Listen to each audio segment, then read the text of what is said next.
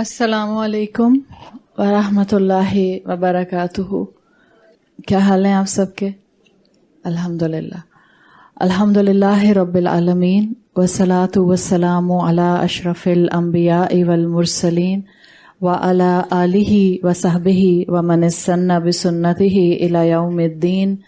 اللہم جعلنا منہم ومن الذین آمنوا وعملوا الصالحات وتواصوا بالحق وتواصوا بالصبر آمین یا رب العالمین. ثم اما بعد فاعوذ باللہ من الشیطان الرجیم. بسم اللہ الرحمن الرحیم. رب اشرح لی صدری ویسر لی امری واحلل عقدۃ من لسانی یفقہوا قولی. اللہم ثبتنا عند الموت بلا الہ الا اللہ. اے ہمارے اللہ، ہمیں ہماری موت پر کلمہ لا الہ الا اللہ پر ثابت قدم رکھیے. آمین یا رب العالمین. سورۃ لقمان کی ان ڈیپتھ اسٹڈی الحمدللہ ہم آیت نمبر 10 اور 11 کو کور کرتے ہوئے بیسک کانسیپٹ کو سمجھ چکے تھے، اور کل کی کلاس میں نے آپ کے سامنے توحید کی ایکسپلینیشن کو رکھا تھا. انشاءاللہ ہم اسی توحید کی ایکسپلینیشن سے سمجھ لیں کہ آیت 10 کے اور 11 کے سناپسس پر بات کو شروع کریں گے، پھر آگے آیت نمبر 12 کو آج اللہ کا نام لے کر سٹارٹ کر دیں گے. آیت نمبر 10 اور 11 کو اگر آپ دیکھیں تو آپ کو بتایا تھا کہ یہ سورت کا موضوع کے اعتبار سے دوسرا حصہ بنتا ہے. آلدو ویل کنیکٹڈ ہیں آیات، آپس میں نظم اور ربط موجود ہے، لیکن اگر آپ ٹاپک وائز دیکھیں تو آیت نمبر 10 اور 11 کا ٹاپک جو ہے وہ اسپیسیفکلی توحید کے اینگل سے اسکالرز نے ڈیفائن کیا ہے. آیت نمبر 10 میں اللہ نے اپنی 4 نشانیاں مینشن کی ہیں، اور ان 4 نشانیوں کو مینشن کرنے کے بعد اس طرح سے آیت نمبر 11 کو شروع کیا گیا کہ اگر دنیا کی 4 نشانیاں یا دنیا کی کائنات کی نشانیاں تمہیں رب کو یاد نہیں کراتی ہیں تو پھر جو تمہارا وقت لینے والے جو بھی ایلیمنٹس ہیں جن کو تم نے اللہ کی جگہ پر لا کر الہ بنا لیا ہے، ان سے کہو کہ تم کو وہی چیز دکھائیں یا وہی چیز تم کو عطا کریں جو اللہ کی کائنات تم کو عطا کرتی ہے.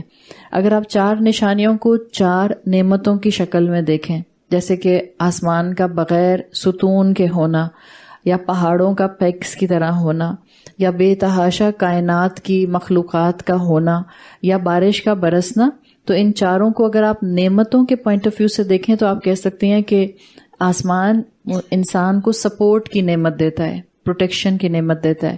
پھر پیگز جو ہیں، جو پہاڑ ہیں، وہ سسٹینیبلٹی کی نعمت پرووائڈ کرتے ہیں، یعنی کہ ان کے ساتھ آپ دیکھتی ہیں کہ زمین جو ہے وہ سٹیبل رہتی ہے تاکہ آپ اپنے دیگر کاموں کو آسانی سے کر سکیں. پھر تیسرا اینگل اگر آپ مخلوقات کا دیکھتی ہیں تو مخلوقات صرف اور صرف ایسی نہیں ہے کہ آپ کو آنکھوں کو اچھی لگتی ہیں، آپ کہیں کہ مور ہے تو آپ کی آنکھوں کو اچھا لگتا ہے، یا آپ کے پاس کوئی پیٹ اینیمل ہے. اس کے ساتھ ساتھ کہ آپ جانوروں کو ڈومیسٹیکیٹ کرتے ہیں، آپ کے لیے جتنی مخلوقات اللہ نے آس پاس پھیلائی ہیں اس میں سے بہت سی لائف سٹاک کے طور پر آتی ہیں جو آپ کے لیے رزق کا کام بھی کرتے ہیں. تو اگر آپ تیسری نعمت دیکھیں مخلوقات کے حوالے سے تو تیسری نعمت بنتی ہے سسٹینیبلٹی، جس کے اندر آپ سسٹیننس، جس کے اندر آپ کو اللہ تعالیٰ رزق پرووائڈ کرتا ہے. اور چوتھی چیز اگر آپ بارش کے اینگل سے دیکھیں تو اسموتھنس آف لائف کی نعمت، اس لیے کہ رزق باہم پھر اسموتھلی زمین کو ملتا رہتا ہے جب بارش اپنے صحیح ٹائمنگز پر برستی ہے. تو یہ 4 اللہ کی نشانیاں بیسیکلی حجت تمام کرنے کے لیے توحید کے اینگل سے اس حصے میں لائی گئی ہیں کہ اللہ کے بندے وہ جن کو اللہ یاد ہے وہ بھی، اور وہ اللہ کے بندے جن کو اللہ یاد نہیں ہے وہ بھی اللہ کی ہستی کے رنگ پہچان لیں اللہ کی بنائی ہوئی کائنات کے ذریعے. اسی حوالے سے آپ کو توحید کی بیسک ڈیفینیشن سے میں نے آیت نمبر 10 اور 11 میں توحید کے 2 پہلو کا ذکر کیا تھا.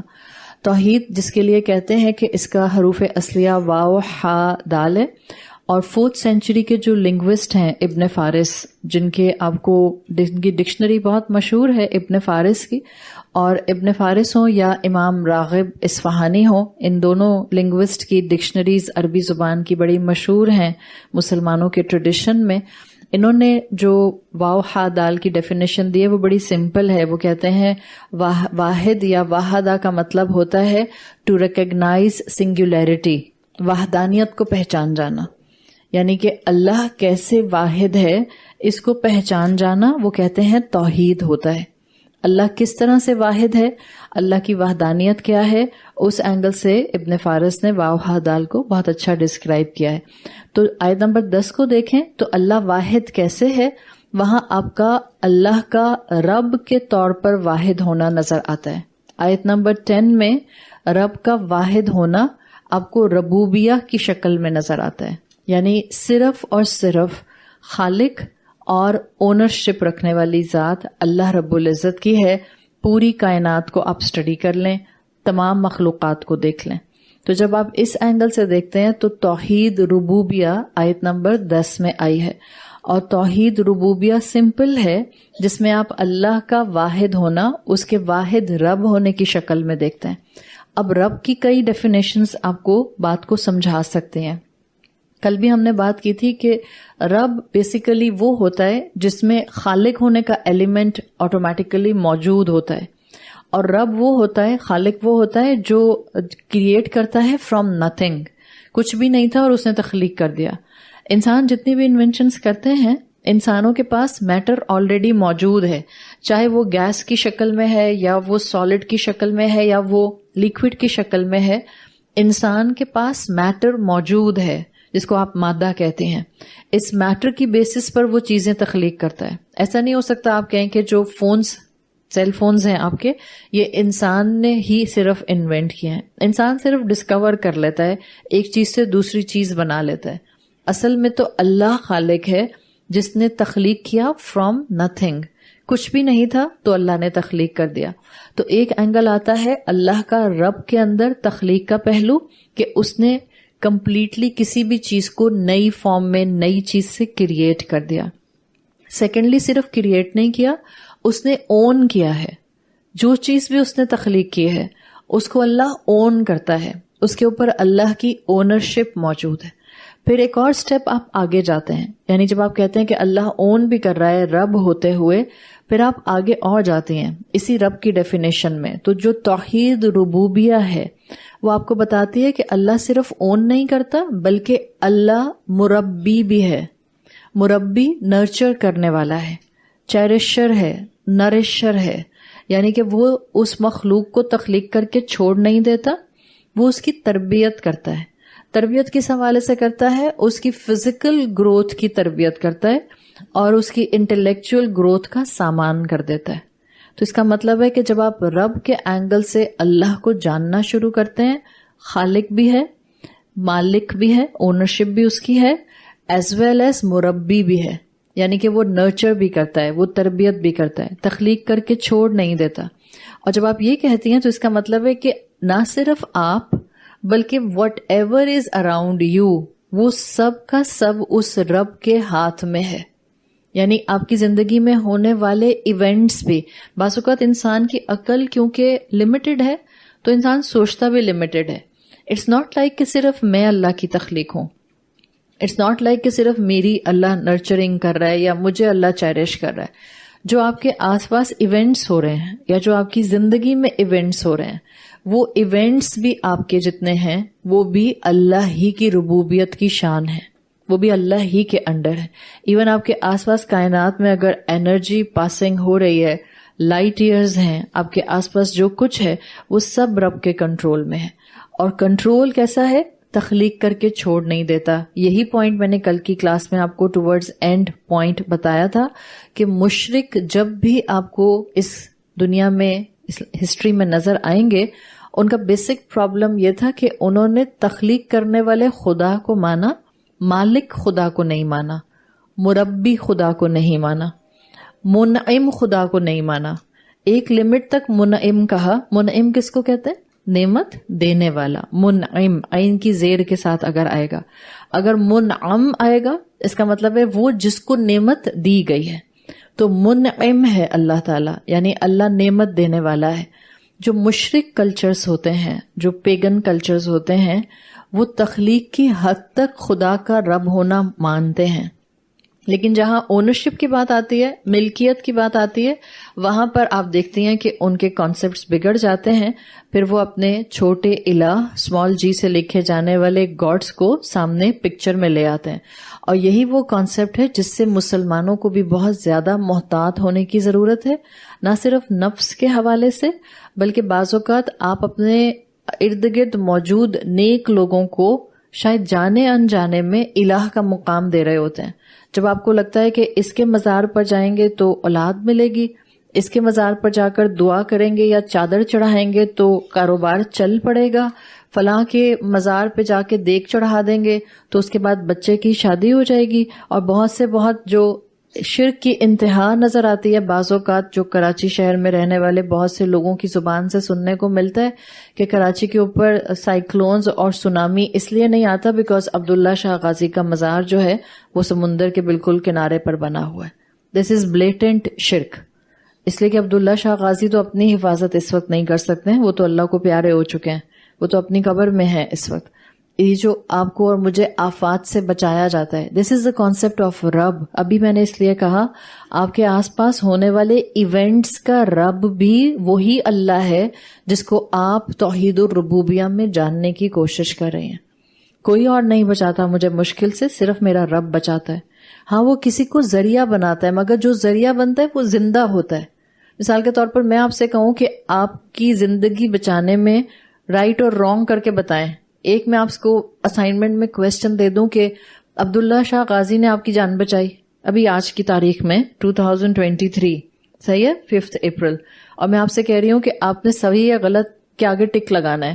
عبداللہ شاہ غازی نے آپ کی جان بچائی یا عبداللہ شاہ غازی آپ کی جان بچانے کا ذریعہ بنے، یا میں کہتی ہوں آپ کا ڈاکٹر جس کے پاس آپ علاج کے لیے گئی تھی اس نے آپ کو صحیح طرح سے آپ کی سرجری کر کے آپ کے لیے وہ ایک علاج کا اور شفا کا ذریعہ بن گئے، تو پہلی پرسنالٹی ٹھیک ہوگی یا دوسری پرسنالٹی ٹھیک؟ obviously زندہ انسان ہے نا، تو اس سے تو چانسز ہیں کہ وہ آپ کو فائدہ پہنچا سکتا ہے اللہ کے حکم سے. اسی طرح سے کسی زندہ انسان سے دعا کریں گی تو شرک نہیں ہوگا. کسی زندہ انسان سے کہیں گے آپ میرے لیے دعا کر دیں، اب یہ شرک نہیں ہو رہا، ٹھیک ہے، بیکاز آپ کو کیا ہے، آپ کو اللہ کے رسول صلی اللہ علیہ وسلم کی تعلیمات کا علم ہے کہ کسی زندہ انسان سے دعا کے لیے کہا جا سکتا ہے. لیکن یہاں پر بھی محتاط ہونا چاہیے، توحید ڈسٹرب نہیں ہونی چاہیے. یہ نہ ہو کہ آپ کو لگے کہ اب جب تک ان زندہ انسان سے نہیں کہوں گی تب تک میری دعا قبول نہیں ہوگی. اگر اس حد تک یہاں بھی چلے گئے اب بھی پرابلم ہے. جب ہی آپ سے کہا تھا کہ شرک سے صرف اور صرف متقی محسن انسان ہی بچتا ہے، ورنہ آرام سے انسان کے ساتھ جو ہے وہ شرک کا معاملہ آ جاتا ہے. تو اللہ تعالیٰ نے اپنی شان ربوبیہ آیت نمبر 10 سے مینشن کی ہے. خلقت بھی اس کی ہے، یعنی تخلیق بھی اس نے کیا ہے، تدبیر بھی وہی کرتا ہے، اونرشپ بھی اسی کی ہے، مالک بھی وہی ہے، تقدیر کا مالک بھی وہی ہے، اور فیصلے بھی اسی کے ہاتھ میں ہوتے ہیں.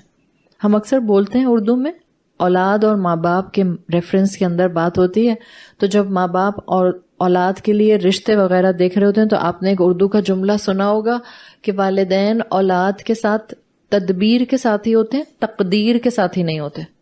سنا ہے آپ نے یا نہیں سنا؟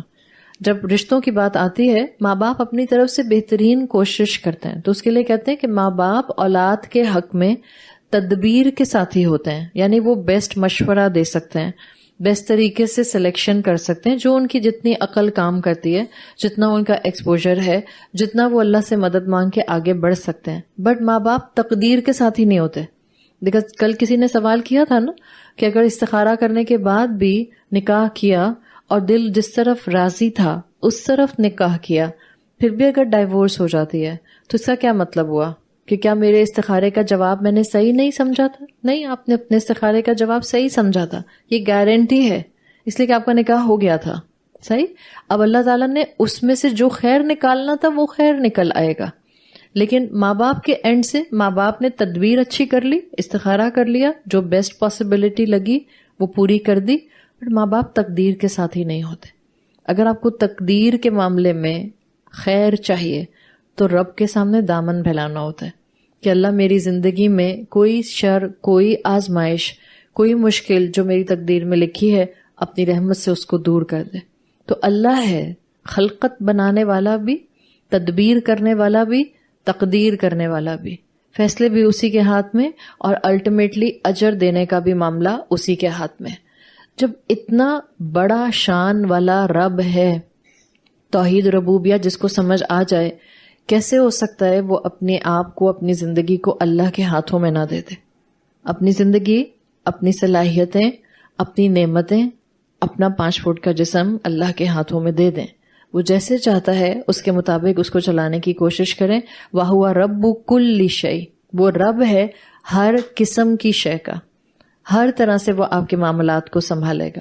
تو صرف اور صرف آپ کا رب نہیں ہے، آپ کے ایونٹس کا، زندگی کے سرکمسٹانسز کا رب ہے. صرف اور صرف آپ کے آس پاس آپ کے رشتوں کا رب نہیں ہے، آپ کی فیلنگز کا رب بھی ہے، آپ کے ایموشنز کا رب بھی ہے. جب آپ اس کیفیت سے رب کو جانتے ہیں تو پھر توحید کا دوسرا اینگل آتا ہے جو آیت نمبر 11 میں آیا ہے، اور وہ توحید کا دوسرا اینگل ہے توحید الوہیہ. حمزہ لام واو ہا یا گولتا، الوہیہ. توحید الوہیہ میں الہ سے یاد رکھ لیں، جیسے ربوبیہ رب سے یاد رکھ لیں، الوہیہ الہ سے یاد رکھ لیں. الہ کے لیے آپ کو معلوم ہے کہ آپ اردو میں کہتی ہیں الہ کا مطلب ہوتا ہے معبود. اسینشلی اگر آپ الوہیہ کی ڈیفینیشن لکھتی ہیں، جیسے جس کو آپ کہتی ہیں توحید الوہیہ کیا ہے، تو 1 لائنر آتا ہے essentially it is connected to your عبادات. اللہ کی عبادات کے ساتھ خود کو فکس کر لینا از بیسیکلی بالکل سمپل ڈیفینیشن آف توحید الوہیہ.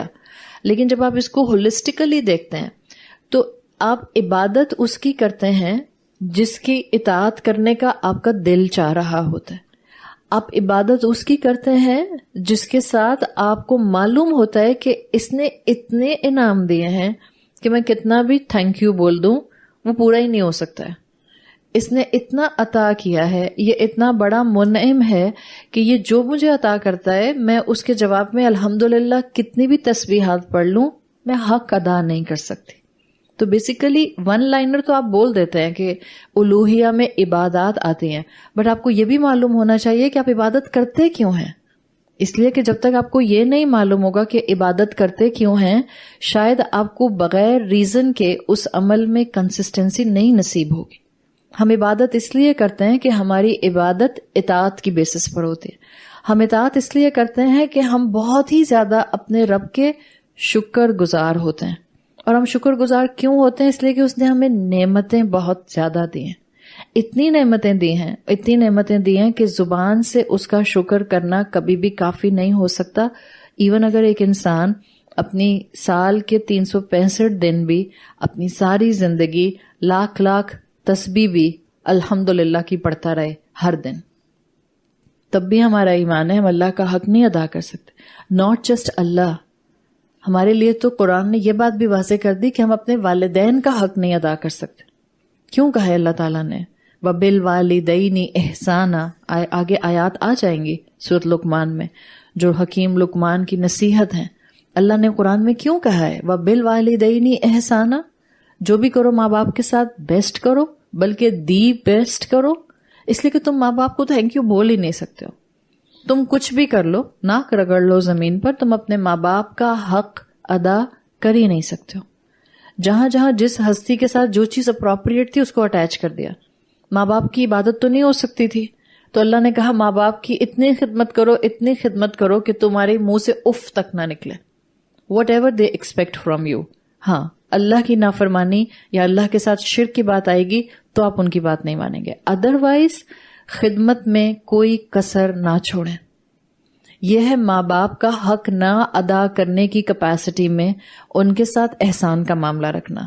جب بات آتی ہے اللہ کی ہستی پہ، الوہیہ پہ، الہ پہ جو کہ الٹیمیٹ الہ ہے، اب یہاں پر آپ اللہ کا حق ادا نہیں کر سکتے، تو پھر اللہ ہی نے ہمیں سکھا دیا کہ کیونکہ اللہ کی نعمتیں اور احسانات اتنے ہیں کہ ہم اس کا حق ادا نہیں کر سکتے، تو ہم شکر کے اندر محبت کے ساتھ اس کے سامنے سجدے میں سر جھکا دیتے ہیں. ہم اس کے سامنے عبادت کرتے ہیں، ہم واحد اسی کی عبادت کرتے ہیں. ہم اس لیے کہتے ہیں لا الہ الا اللہ، کوئی معبود ہے ہی نہیں سوائے اللہ کے، یعنی عبادت کے لائق ایک ہی ہستی ہے. اور وہ صرف اور صرف اللہ رب العزت کی ہستی ہے. سورۃ البقرہ کی آیت 163 میں آتا ہے وَإِلَٰهُكُمْ إِلَٰهٌ وَاحِدٌ لَا إِلَٰهَ إِلَّا هُوَ. اللہ ہی ہے جو واحد معبود ہے، صرف اس کی عبادت ہو سکتی ہے، اس کے علاوہ کوئی معبود نہیں ہے. تو عبادت ہم کیوں کرتے ہیں، اس کی ریزن آپ کو پتہ چل گئی. اس لیے یاد رکھیں الوہیہ کے اندر، توحید الوہیہ کے اندر عبادت کے ساتھ ہمیشہ آپ کا جذبات کا پہلو اللہ کے ساتھ آئے گا. اگر آپ کی توحید الوہیہ درست ہوگی، آپ کی اللہ تعالیٰ سے ایموشنل بانڈنگ ہوگی. This is required. یعنی یوں سمجھ لیں کہ جو ربوبیہ ہے it's about your thought pattern, آپ کی سوچ پرسیو کرتا ہے. توحید ربوبیہ آپ کی سوچ بنائے گا، آپ کا مائنڈ سیٹ بنائے گا، آپ کو اللہ کے بارے میں کیا کیا کانسیپٹس رکھنے ہیں یہ بنائے گا، آپ کا بلیف سسٹم بنائے گا. توحید ربوبیہ. توحید الوہیہ آپ کو پریکٹیکلی مسلم بنائے گا، آپ کو پریکٹیکلی اللہ کی اطاعت پر لے کر آئے گا. ظاہر ہے جب آپ ریچولز ادا کریں گی تو آپ کا اور آپ کے رب کا معاملہ جو ہے اب وہ عملی طور پر کنیکٹ ہو جائے گا.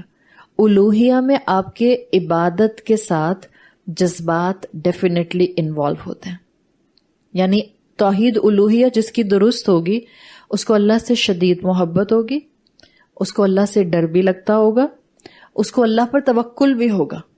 ہر مشکل میں، ہر آزمائش میں، ہر خوف میں دوڑے گا کس کی طرف؟ فَفِرُّوا إِلَى اللَّهِ. دوڑے گا اللہ کی طرف. آزمائش آئے گی یا خوف ہوگا دنیاوی لحاظ سے کسی ناکامی کا، دوڑے گا اللہ کی طرف. ایون اگر اللہ سے بھی ڈر لگے گا، اگر آپ کو اللہ کی بنائی ہوئی جہنم سے ڈر لگ رہا ہے، حساب کتاب سے ڈر لگ رہا ہے، اپنے گناہوں کا سوچ کر قبر کی اندھیری رات سے ڈر لگ رہا ہے، اس خوف میں بھی آپ دوڑیں گے کس کی طرف؟ اللہ ہی کی طرف.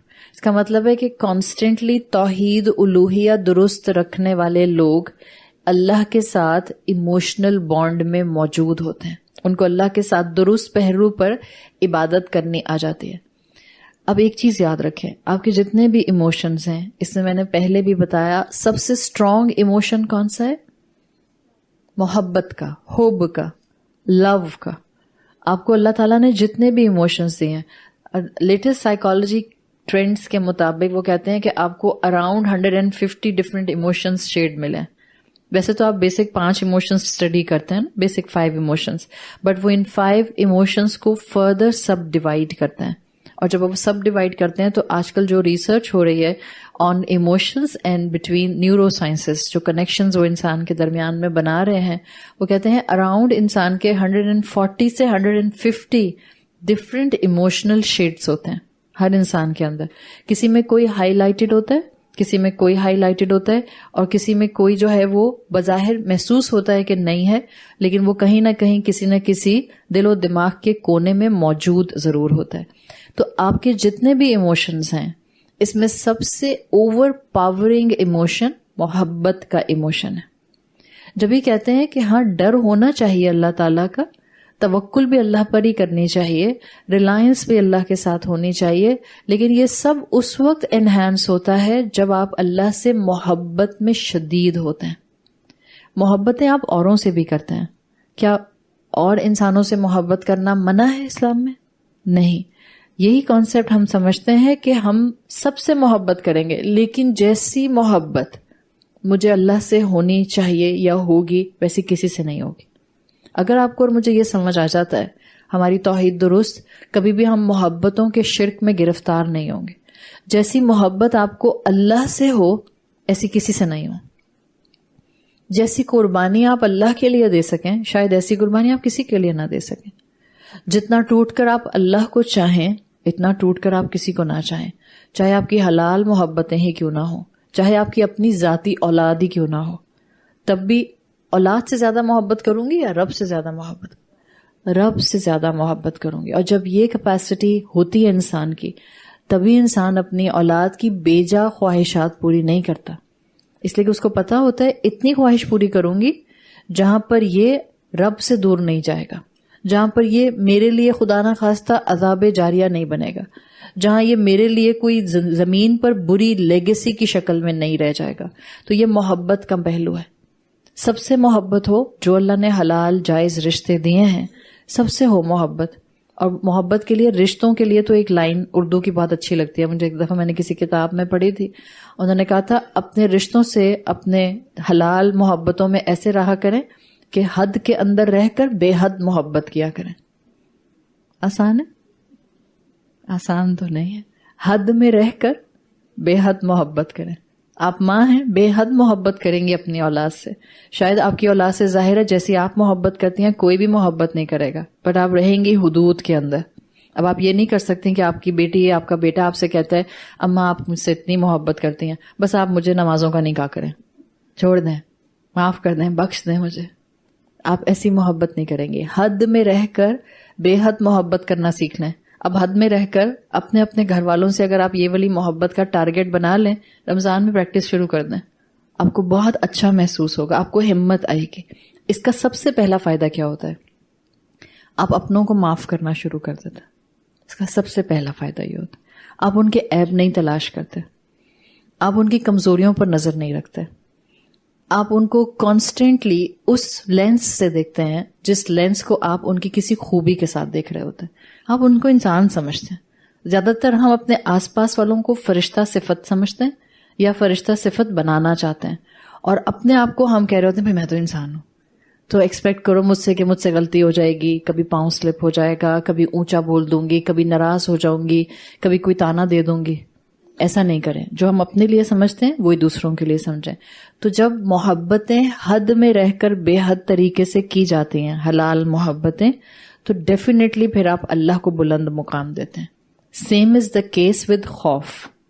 جیسے والذین آمنوا اشد حبا للہ ہے, ایسے ہی سورہ آل عمران آیت 175 میں آتا ہے انما ذالکم الشیطان یخوف اولیاءہ فلا تخافوہم وخافونی ان کنتم مؤمنین.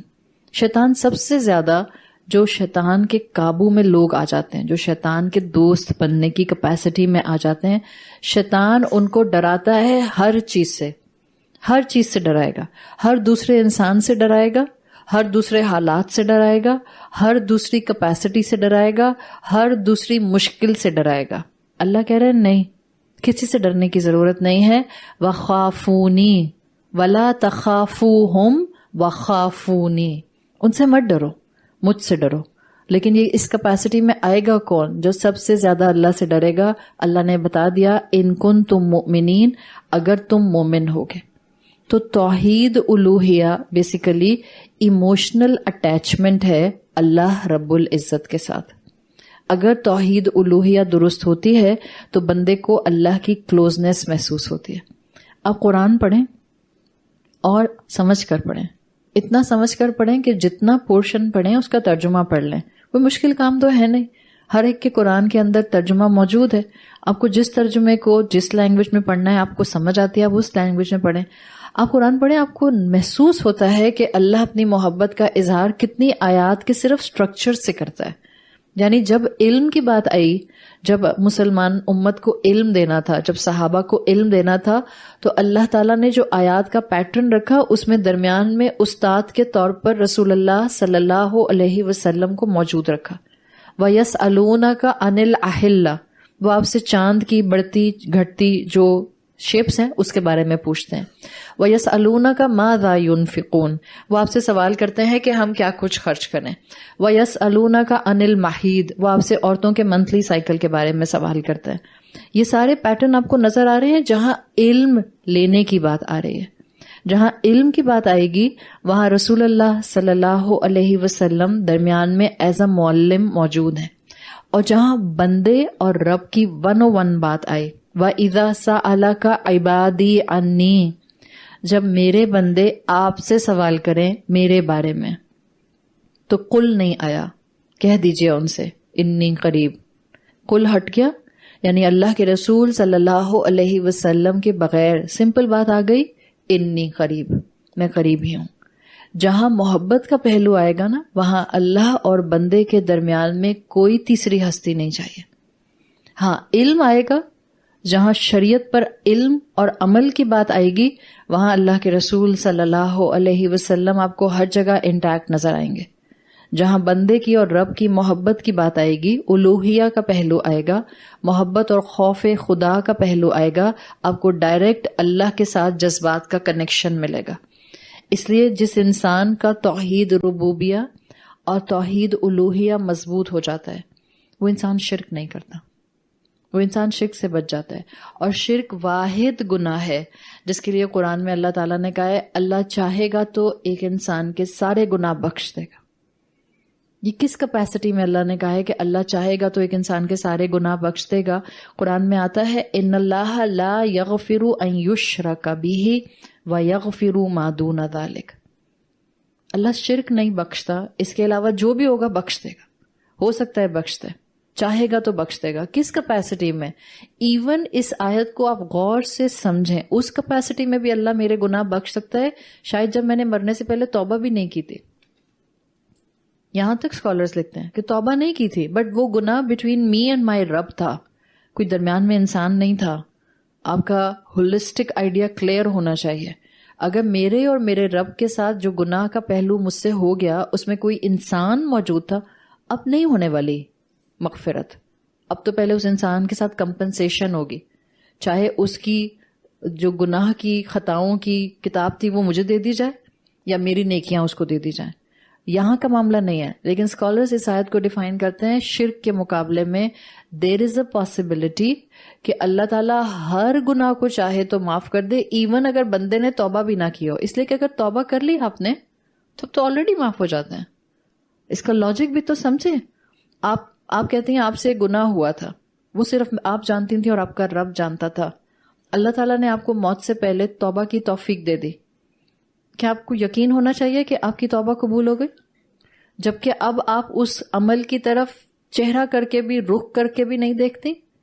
آپ کو یقین ہونا چاہیے آپ سے گناہ ہوا تھا، چاہے کبیرہ گناہ ہو.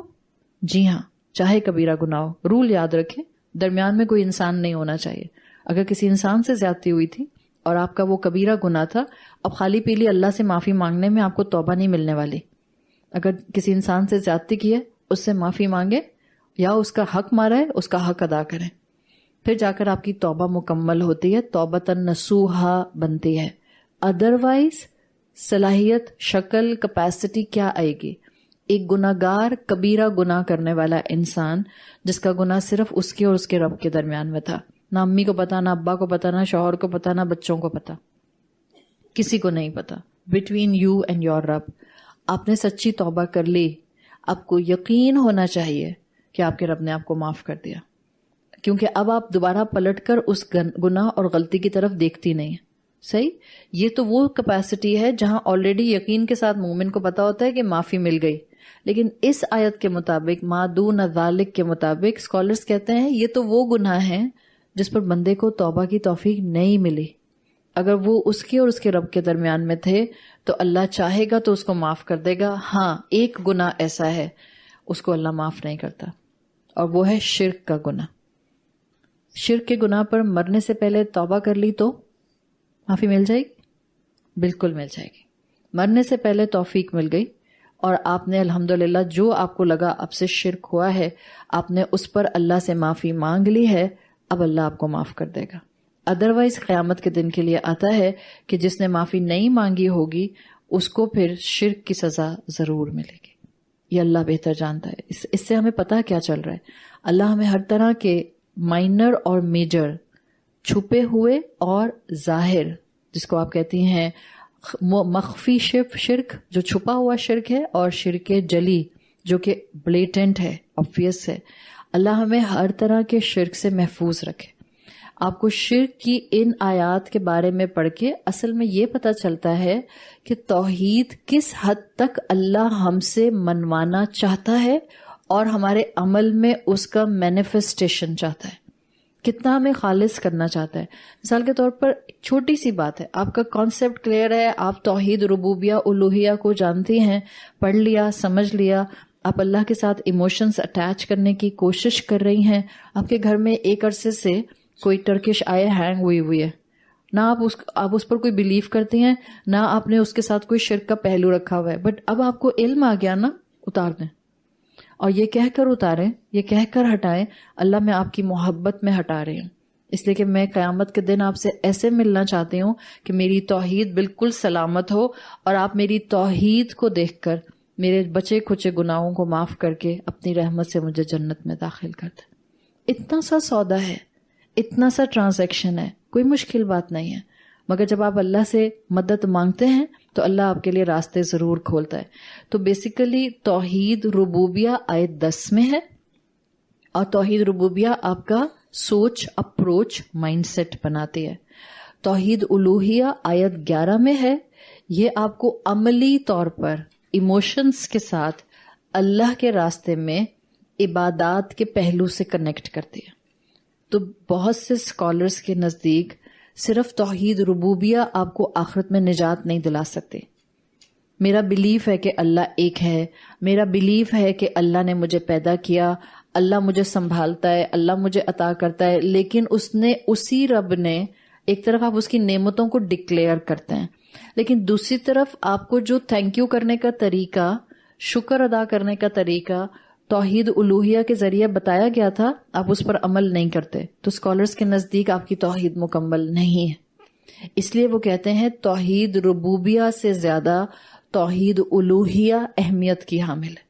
You have to show your gratitude to your رب. پتہ تو چلے اس کو آپ اس سے کتنی محبت کرتے ہیں، ورنہ تو بہت آسان ہے. ہم نے نماز پڑھ لی اللہ کی تعریف کر کے، اس لیے کہ صلات کا ایک مطلب یہ بھی ہوتا ہے ٹو پریز سم ون. ہم نے کہا یہ ہمیں اٹھک بیٹھک کرنے کی کیا ضرورت ہے، قیام رکوع سجود کرنے کی کیا ضرورت ہے، ہم اللہ کی تعریف کر لیتے ہیں اور ہم سب بیٹھ جائیں یہاں پر اللہ کی تسبیح کرنے کے لیے. اس کے بعد ہم کہیں کیا ضرورت ہے اتنا قرآن پڑھنے کی، میں بھی کہوں کیا ضرورت ہے اتنا بولنے کی. اللہ از دا ایزیسٹ تھنگ. ایک وقت آئے گا اندر سے خود ہی آواز نکلے گی. ایزی لائف صحابہ نے ایسی نہیں گزاری ہے. ذرا سا بھی اپنی عقلوں کو ربوبیہ کے ساتھ اٹیچ کریں گے نا، آپ کو اپنے آس پاس وہ کانسیپٹ سمجھ آنے شروع ہو جائیں گے جن کانسیپٹس کا آپ کو رسول اللہ صلی اللہ علیہ وسلم سے لنک نہیں نہ ملے گا. پھر خود بخود آپ کے ہاتھ سے وہ چھوٹیں گے اگر آپ نے اپنائے ہوئے. تو الوہیہ کی اہمیت بہت زیادہ ہے، اس لیے کہ اس میں آپ اللہ کا حق ادا کرتے ہیں، اپنے جذبات کو اللہ کے ساتھ کنیکٹ کرتے ہیں، اور اس میں اللہ کے ساتھ حق ادا کرنے کا پہلو جب مومن اپناتا ہے تو اللہ پھر اس کو وہ نصیحتیں دیتا ہے جس کے بعد پھر اس کے لیے زندگی میں شرک کی طرف جانا ناممکن ہو جاتا ہے. So basically this was the in-depth study of آیات 10 and 11. اب ہم سورت کے تیسرے حصے کی طرف بڑھتے ہیں. سورت کا تیسرا حصہ حکیم لقمان کی نصیحتوں پر ہے. اب کچھ آیات آپ کو حکیم لقمان پر ملیں گی جن کے نام کے اوپر یہ سورت ہے. آپ کو اس سورت کے شان نزول کے بارے میں بتا دیا تھا کہ ایک واقعہ یہ بھی آتا ہے کہ قریش کے کچھ لوگوں نے آ کر اللہ کے رسول صلی اللہ علیہ وسلم سے حکیم لقمان کی لینیج کے بارے میں کہ وہ کون تھے، کہاں سے تھے، بیسیکلی ان کے بارے میں کچھ ایمبیگوٹیز ہیں. یہ تو پتہ ہے کہ باتیں اچھی کرتے تھے لیکن بیسیکلی وہ تھے کس ملک کے اور کس شہر کے، اس کے بارے میں آ کر سوال کیے تھے، جس کے بعد اللہ تعالیٰ نے سورت لقمان نازل کر دی مکہ کے اندر. اب یہاں سے آیت نمبر 12 سے سورت کا تیسرا حصہ ہے. سبجیکٹ میٹر شفٹ ضرور ہوگا، یعنی کہ یہاں سے حکیم لقمان کا تذکرہ آئے گا لیکن آیات کا ربط اور نظم آپ کو بہت اسٹرانگلی نظر آئے گا. اس لیے کہ یاد رکھیے گا آیت 11 مکمل ہوئی ہے توحید پر، اور آپ کو امیڈیٹلی ان آیات کے اندر توحید کا کانسیپٹ نظر آ جائے گا. تو حکیم لقمان ایک نصیحت کے طور پر آپ کو یہاں نظر آئیں گے، اپنے بیٹے کو نصیحت کر رہے ہیں. عرب کلچر میں حکیم لقمان کی نصیحتیں عام تھیں. عرب کلچر کے اندر ایک جانے پہچانے دانا انسان کے طور پر یہ موجود تھے. اللہ تعالیٰ نے ان کو عزت اور اونر کیسے کیا کہ اللہ نے ان کا نام قرآن میں مینشن کیا. اگر آپ کو پچھلی کلاسز یاد ہیں تو ہم نے بات کی تھی کہ قرآن میں دونوں طرح سے لوگوں کے نام مینشن کیے گئے ہیں. ان کے نام بھی مینشن کیے جن کو ہیوملیٹ کیا گیا ہے، جیسے کہ فرعون ہے یا قارون ہے یا ابو لہب ہے. جب اس طرح سے لوگوں کے وہ جو اللہ کے دین کا مذاق اڑانے والے تھے، وہ جو اللہ کے دین کو ہیوملیٹ کرنے والے تھے، ان کے ناموں کا تذکرہ قرآن میں آتا ہے تو ان کی رسوائی کا سبب ہے. رہتی دنیا تک جب تک قرآن پڑھا جائے گا، جب تک لوگ ان کے نام پڑھیں گے، ان کو رسوائی نصیب ہوگی، اور ہر دفعہ جب بھی قرآن کی تلاوت ہوگی ان کی رسوائی کی گواہی آپ کی زبان سے درج کر دی جائے گی ان کے نامہ اعمال کے اندر۔ تو اس کلام کے اندر یا تو گناہگار کا تذکرہ کر کے اس کو ہیوملیٹ کیا گیا اس لیے کہ اس نے اپنی زندگی میں اللہ کے کلام کو ہیوملیٹ کیا، اور دوسرا اللہ نے اپنے بندوں کے نام اس قرآن میں مینشن کیے جن کے ناموں کو لا کر اللہ نے آنر کیا ہے۔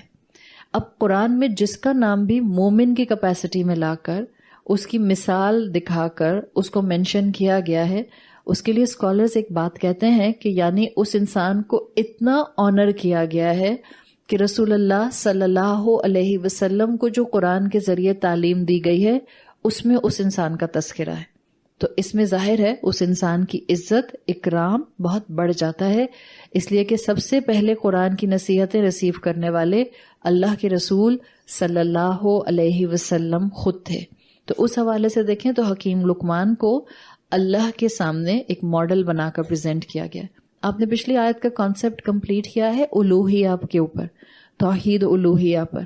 وہ لوگ جو اپنے عبادات کے ساتھ ساتھ اللہ کی محبت کا پہلو مضبوط کر لیتے ہیں۔ حکیم لقمان آپ کو ایک شخصیت نظر آئیں گے جن کو اللہ سے بہت محبت تھی، جن کا اللہ کے ساتھ حب کا تعلق بہت اسٹرانگ تھا۔ دو آرا اور دونوں آرا آپ کو پیرالل تفاسیر میں ملتی ہیں۔ زیادہ اسٹرانگ رائے یہ ہے کہ حکیم لقمان ایک حکیم دانا انسان تھے، نبی نہیں تھے، لیکن بعض آپ کو ایسے تفاسیر کے بعض لنکس ملتے ہیں جس میں انہوں نے کہا کہ مائٹ بی دا پروفٹ، ہو سکتا ہے کہ نبی ہوں، لیکن اسٹرانگ اوپینین آپ کو یہی ملے گی کہ ایک حکیم انسان تھے، اور اللہ تعالیٰ نے ان کو بہت سی عقل کے حوالے سے، الفاظ کے سلیکشن کے حوالے سے رچنس دی ہوئی تھی۔ اللہ نے ان کو ایک عزت کا مقام جو تھا وہ دیا تھا، اتنا کہ ان کی نصیحت کو اللہ نے اپنے کلام کا حصہ بنا لیا۔ تو بیسیکلی قریش نے آ کر پوچھا تھا رسول اللہ صلی اللہ علیہ وسلم سے ان کے لینیج کے بارے میں، ان کے حسب نسب کے بارے میں، لیکن کیونکہ ان کا حسب نسب نون نہیں تھا۔ کہا جاتا ہے دو آراء آتی ہیں ان کے بارے میں کہ یا تو یہ 3000 قبل مسیح یعنی عیسیٰ علیہ السلام سے بھی 3000 سال پہلے کی شخصیت ہے۔ ایک رائے یہ آتی ہے، آپ کو ہسٹری کی کتابوں میں تفاسیر میں ملتی ہے، اور یا ایک رائے یہ آتی ہے کہ حکیم لقمان داؤد علیہ السلام کے دور میں موجود تھے۔ اب داؤد علیہ السلام کا جو دور تھا یہ موسیٰ علیہ السلام سے پہلے تھا یا بعد میں تھا؟ بعد والے کا جواب ٹھیک ہے۔ داؤد علیہ السلام موسیٰ علیہ السلام کے بعد آئے تھے۔ داؤد علیہ السلام بنی اسرائیل کے نبی تھے۔ داؤد علیہ السلام کے اوپر جو آسمانی کتاب آئی تھی وہ کون سی تھی؟ زبور تھی، جس کے اندر کوئی شریعت نہیں تھی۔ شریعت موسیٰ علیہ السلام کو دی گئی تھی بنی اسرائیلیوں کے اندر۔ اس کے بعد جب داؤد علیہ السلام آئے تو ان کو صرف حمد کے ترانے دیے گئے تھے، اللہ کی پریز کے، یعنی کہ یوں سمجھیں اللہ کی معرفت بلند کرنے کے لیے یا بڑھانے کے لیے داؤد علیہ السلام کو کتاب دی گئی تھی۔ اس کے بعد عیسیٰ علیہ السلام آئے ہیں۔ اگر آپ کتابوں کے اینگل سے دیکھیں تو عیسیٰ علیہ السلام کو بھی شریعت نہیں دی گئی تھی، عیسیٰ علیہ السلام کو بھی شریعت موسوی کی حکمت دی گئی تھی۔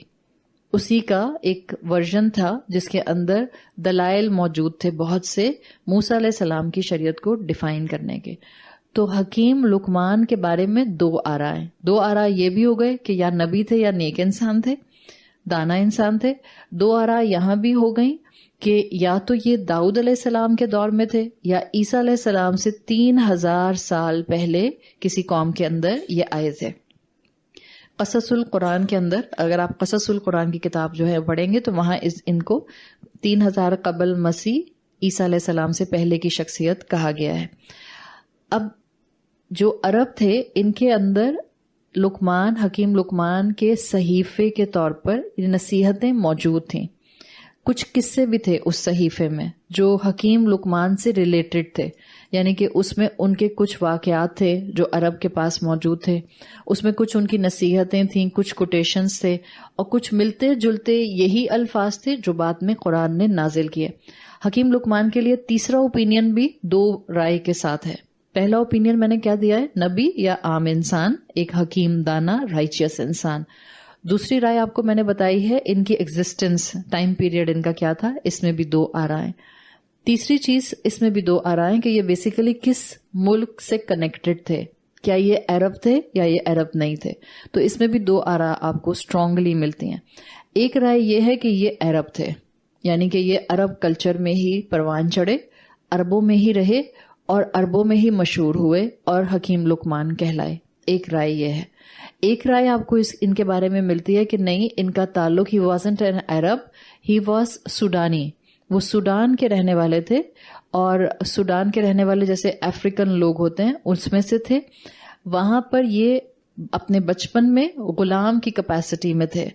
پھر جب ان کو غلامی کے اندر بیچا گیا تو ان کا مالک ان کو مکہ یا عرب لے کر آ گیا.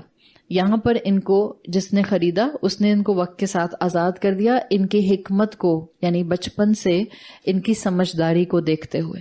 اور جب ان کو آزاد کر دیا تو اس کے بعد ان کو موقع مل گیا کہ یہ اور زیادہ کائنات کا مشاہدہ کرتے. جو کچھ علم ان کے پاس اپنے اینسیسٹرز کے حوالے سے اللہ کی تعلیم یا اللہ کی عبادت کا تھا اس کو انہینس کرتے، یہاں تک کہ اس رائے کے مطابق کہ غلام سے پھر یہ الٹیمیٹلی قاضی بن گئے. عرب کے اندر یہ پرومیننٹ اس دور میں ہوئے ہیں جب یہ قاضی یعنی جج کی شکل میں عرب کلچر کے اندر آپ کو تاریخ میں ملتے ہیں. تو تینوں کیپیسٹیز میں ان کے لیے آپ کو 2 آراء ملتے ہیں. اب جب میں نے آپ سامنے دونوں آراء رکھ دیں، میں چاہتی تو ایک ہی رائے رکھتی.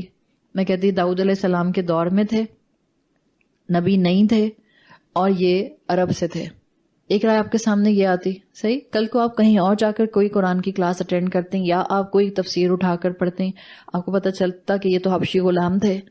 آپ کو پتہ چلتا کہ یہ تو 3000 سال پہلے عیسیٰ علیہ السلام سے پہلے تھے، اور یا وہاں لکھا ہوتا کہ یہ نبی تھے، he might be the prophet. تو پھر آپ کے ذہن میں کیا چیز ہوتی؟ آپ کو ہوتا کہ لو پتہ نہیں وہ ٹھیک تھا کہ یہ ٹھیک تھا. ایک یہ طریقہ کار. ایک طریقہ کار علم کا یہ ہے کہ وہ علم جو آپ کے سامنے موجود ہے اس کو کھول کر آپ کے سامنے رکھ دیا جائے. اب کیا ہوگا؟ اب آپ کا فوکس ان چیزوں پر نہیں رہے گا کہ ان کا لینیج کیا تھا. کیا قرآن نے اس پر فوکس کیا کہ ان کا لینیج کیا تھا؟ حالانکہ قریش نے پوچھا کیا تھا رسول اللہ سے آگے. یہی تو کنفیوژن تھا قریش کو بھی کہ یہ واقعی ہمارے کلچر کے انسان تھے، کیا یہ ہمارا رچ کلچر ہے، یا ہمارے کلچر کی سیلیبریٹی بنیں گے یا یہ سوڈان کی سیلیبریٹی بنیں گے؟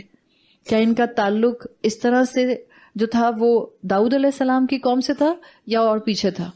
وہ تو پوچھنے آئے تھے لینیج. اللہ تعالیٰ نے اس کا تو تذکرہ ہی نہیں کیا. اس سے کیا پتا چلتا ہے آپ کو؟ قرآن کی کہانیاں اکثر ادھوری لگتی ہیں، اکثر ادھوری لگتی ہیں. یوسف علیہ السلام کی کہانی کے علاوہ یوسف علیہ السلام کی کہانی کسی کو ادھوری نہیں لگتی، اس لیے کہ اس میں کہنا نہیں چاہیے بٹ ہمارے حساب سے مرچ مسالہ لگ جاتا ہے. وہ عورتیں بھی آ گئیں، حسن کی دیوانی بھی ہو گئیں، اس کے بعد ان کے ہاتھ بھی کٹ گئے. تو ایک وہ دنیاوی پہلو کے حساب سے جس کو آپ کہتی ہیں نا فن اینڈ گاسپ، وہ سب بھی ایڈ ہو گیا. تو ہمیں وہ ذرا کمپلیٹ کہانی لگتی ہے. باقی قرآن کی جتنی بھی کہانیاں ہیں، قصے ہیں، جتنے بھی اللہ نے پچھلی قوموں کے واقعات مینشن کیے ہیں، it's like fill in the blanks. It's literally like fill in the blanks. اب آپ تاریخ پڑھ کے اس کو فل ان دی بلینکس کو فل کرتی رہیں تو کرتی رہیں، بٹ وہ فل کرنے سے بھی آپ کو کوئی زیادہ فائدہ نہیں ہونے والا، بیکاز وہ کس ایریا کی کس ایرا کی ہسٹری تھے اس سے فرق نہیں پڑے گا. بہت زیادہ فرق یہ پڑے گا وہ جس دنیا کے وقت میں بھی تھے ان کا معاملہ اللہ کے ساتھ کیا تھا، ان کا عمل کیا تھا، ان کے انکلینیشنز کیا تھے، ان کا زندگی گزارنے کا طریقہ کیا تھا، ان کے گفتگو کے پیٹرنز کیا تھے. اور یہی چیز قرآن ہائی لائٹ کرتا ہے. قرآن آپ تفسیریں اٹھا کر پڑھیں گے تو بہت زیادہ حکیم لقمان کے بارے میں آپ کو ملے گا. بعض نیریشنز ایسے بھی ملتی ہیں کہ 2 حبشی غلام جن کو اسلام کی تاریخ میں یا مسلمانوں کی تاریخ میں جو اپنے اپنے دور کے مسلمان تھے ان کو بہت عزت اور اکرام دیا گیا. اس میں ایک نام آتا ہے حکیم لقمان کا، چاہے وہ رسول اللہ کے دور میں نہیں تھے لیکن کہا جاتا ہے کہ وہ اپنے دور کے مسلمان تھے تو ان کو بہت عزت ملی، قرآن میں نام بھی آیا. اور دوسرے تھے بلال حبشی. تو یہ اس طرح سے آپ کو یہ پیٹرن دنیا کے علوم کا ملتا ہے. اللہ کا کلام ایسے نہیں بولتا ہے. اللہ کے لیے ارریلیونس ہے کہ اس انسان کا قد کتنا ہے، ہائٹ کتنی ہے، آنکھیں کیسی ہیں، بال کیسے ہیں، کمپلیکشن کیسا ہے, لگتا کیسا ہے, ویٹ کتنا ہے, باڈی ماس کتنا ہے, 0 سائز کی آنٹی ہیں کہ نہیں ہیں یا 60 kg کی ہیں, کوئی فرق نہیں پڑتا اللہ کو اس سے. لٹرلی اللہ کو کوئی فرق نہیں پڑتا. اس کا مطلب یہی ہے لوگوں کو ان کی فزیکل اینٹیٹیز کے حساب سے دیکھنا چھوڑ دیں, لوگوں کو شخصیات کے حساب سے دیکھیں. آپ کو کوئی اس لیے اچھا لگتا ہے کہ کیونکہ وہ اپنے اوپر جتنا بھی حسن کا انبار لگا کر بیٹھا ہے, آپ کو کیا پتا ہو نیچرل ہے کہ فیک ہے؟ آج کل تو پتہ نہیں چلتا آنٹیز کو دیکھ کے آنٹی کی نیچرل بیوٹی ہے یا آنٹی نے تھریڈ ڈلوا کے اپنے آپ کی سکن خوب ٹائٹ کی ہوئی ہے, پتہ نہیں چلتا ہے. مت کریں, مت اپنے ایمان کو داؤ پر لگائیں, اور مت اپنی دنیا کو اس طرح گزاریں کہ جس میں یہ یاد ہی نہ رہے کہ مجھے اگر اللہ نے اتنا رزق دے دیا ہے تو اس میں کسی دوسرے انسان کا بھی حق تھا, کسی دوسرے کا بھی رائٹ تھا. اللہ ان چیزوں کو نہیں دیکھتا. کتنی احادیث ہم سنتے اور پڑھتے ہیں. اللہ تمہارے چہرے نہیں دیکھتا, اللہ تمہارے مال نہیں دیکھتا, اللہ تو تمہارے اعمال دیکھتا ہے, تمہارا دل دیکھتا ہے. انسان چہروں سے نہیں خوبصورت ہوتے, انسان دل سے خوبصورت ہوتے ہیں. حضرت بلال کے اوپر اللہ کے رسول صلی اللہ علیہ وسلم کو کیوں اتنا پیار آتا تھا؟ ہمارے آج کے بیوٹی پیجنٹس کے حساب سے, آپ شکل و صورت کے حساب سے تو ان کو بیوٹی سٹینڈرڈز میں نہیں لا سکتے ہیں. پھر بھی اللہ کے رسول صلی اللہ علیہ وسلم کو کیوں اتنے محبوب تھے حضرت بلال ابن رباح؟ دل خوبصورت تھا ان کا. جنت میں دنیاوی خوبصورت لوگ نہیں جائیں گے, جنت میں وہ لوگ جائیں گے جن کے دل خوبصورت ہوں گے. تو حکیم لقمان کی جو چیز اہم تھی, اللہ نے بھی اپنے کلام میں صرف وہی چیز نازل کی. اپنے رسول صلی اللہ علیہ وسلم کے ذریعے صرف وہی بات آگے کہلوائی, اور وہ تھی ان کی حکمت, ان کا عمل, ان کی رائچیسنس, ان کا عابد ہونا, ان کا ایک سمپل انسان کے طور پر زندگی گزارنا جس میں رب خدا پرائرٹی پر نظر آتا تھا. بعض اوقات ہوتا یہ کہ جب ہم یہ اتنے ونیئرز پر فوکس کرتے ہیں, ہم وہ چیز فوکس نہیں کر پاتے جو ریکوائرڈ ہوتی ہے. ایسا ہوتا ہے یا نہیں ہوتا؟ مثال کے طور پر آپ کہیں جاتے ہیں علم حاصل کرنے, آپ کو وہاں کا صوفہ اتنا پسند آیا کہ یہ تو یاد نہیں تھا کہ بتانے والی آنٹی کیا بتا رہی تھی. آپ سارا ٹائم سوچتے ہیں کارپینٹر کو جا کر بتاؤں گی, کیسے جس صوفے پہ بیٹھی ہوں اس کی پکچر لے لوں تاکہ اپنے کارپینٹر کو دکھا سکوں, یا شینڈلیر اتنا اچھا ہینگ ہوا ہوا ہے تو اس کی تصویر کیپچر کر لوں, یا کوئی استاد پڑھانے والا اتنا اچھا لگ رہا ہے کہ استاد کی اس ونیئرز میں ہی کھو گئے, یہ تو یاد ہی نہیں رہا کہ وہ بیچارہ بول کیا رہا تھا, بتا کیا رہا تھا, سمجھانا کیا چاہ رہا تھا. اس میں سے باہر آ جائیں. یہ بہت پیٹی چیزیں ہیں. اپنا لیسو اونچا پھینکیں, اللہ کے کلام پر فوکس کریں اور اس کلام کی سنتوں سے اپنی زندگی کے پیٹرنز بنائیں. اللہ کے کلام پر فوکس کرنے والوں کو قرآن کی کہانیاں کبھی انکمپلیٹ نہیں لگتی. اللہ نے وہیں فوکس کرایا ہے جہاں فوکس ریکوائرڈ تھا. تو اپنی زندگی میں اگر آپ چاہتے ہیں نا آپ ایک کامیاب انسان بنیں, کون ہم میں سے یہ نہیں چاہتا کہ ہمیں لوگوں کی پہچان ہو جائے؟ چاہتے ہیں نا ہم لوگوں کو پہچان جائیں. خاص طور پہ جس معاشرے, کلچر اور دنیا میں اب ہم رہتے ہیں وہاں آپ کو نہیں پتا چلتا کہ انسان اوپر سے کیا ہے اور اندر سے کیا ہے, اور بہت سے انسان آپ کو بہت آرام سے دھوکہ دے کر چلے بھی جاتے ہیں. تو ہم چاہتے ہیں کہ ہمیں لوگوں کی پہچان ہو جائے. لوگوں کی پہچان کرنی ہے, یہ آؤٹر ونیئر سے دھوکہ کھانا چھوڑ دیں. دلوں کو دیکھیں. آپ کے ہم دل کیسے دیکھ سکتے ہیں؟ آپ کو کسی انسان کے فیشل ایکسپریشنز اور اس کا کلام بہت کچھ بتا سکتا ہے. اس کے گفتگو کے پیٹرنز بہت کچھ بتا سکتے ہیں. واقعی آپ کے ساتھ جینوئن ہے یا نہیں ہے. آپ کسی انسان سے ایک سٹنگ میں اس سے تھوڑی دیر بات کر کے پہچان سکتے ہیں. ہاں, شرط ہے اس کے لیے, جب آپ خود پرخلوص ہوں گے, جب آپ خود اپنے رب کے ساتھ اخلاص کے ساتھ رہتے ہوں گے, جب آپ خود وہی ہوں گی جو آپ کا باطن ہوگا, جب آپ ڈیول فیسڈ نہیں ہوں گی, جب آپ منافق نہیں ہوں گی, جب آپ کے دوغلے معاملات نہیں ہوں گے کہ اندر کچھ اور باہر کچھ. آپ پہچان لیتے ہیں لوگوں کو بہت آرام سے. تو قرآن کہانیاں قصے سناتا ہے, لیکن قرآن کا کہانیاں قصے سنانے کا انداز وہ ہے فوکس آن دا تھنگس جن کے اوپر فوکس کر کے آپ اپنی اصلاح کر سکتے ہیں.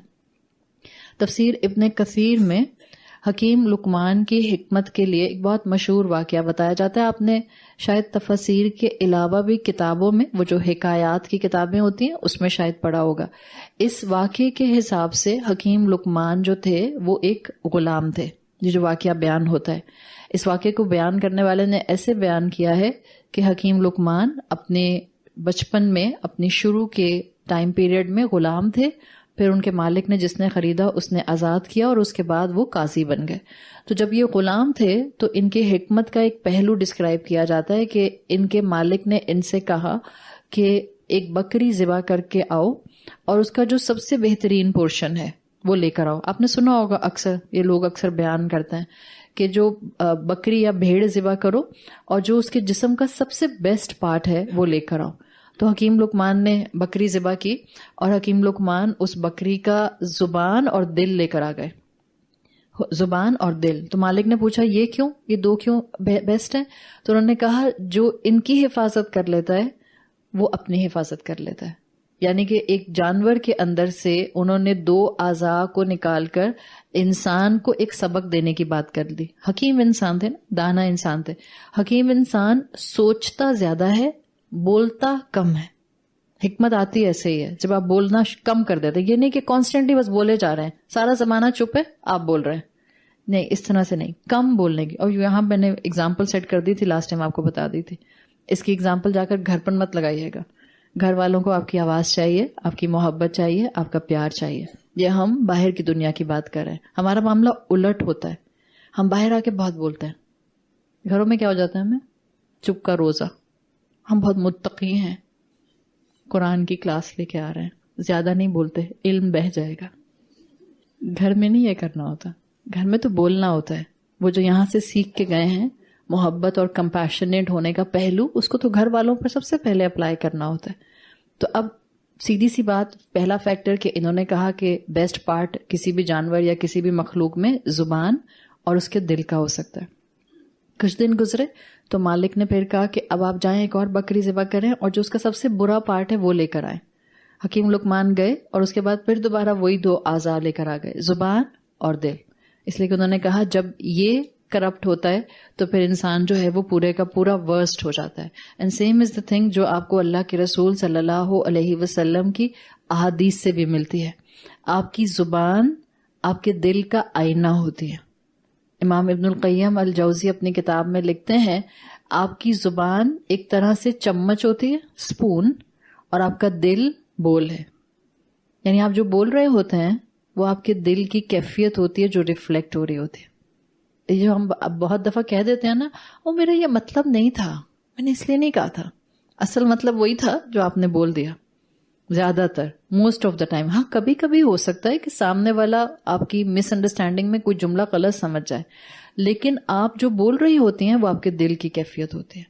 آپ کا دل پیور ہوگا، آپ کے الفاظ پیور ہوں گے، آپ کے دل میں کسی کے لیے گرجز نہیں ہوں گے، آپ زبان سے تانا نہیں دیں گے، آپ کے دل میں کسی کے لیے نفرت نہیں ہوگی، آپ کی زبان بھی کبھی اس انسان کو ایسے زخم نہیں لگائے گی کہ اس کے زخم وہ کبھی زندگی میں ہیل نہ ہو سکے.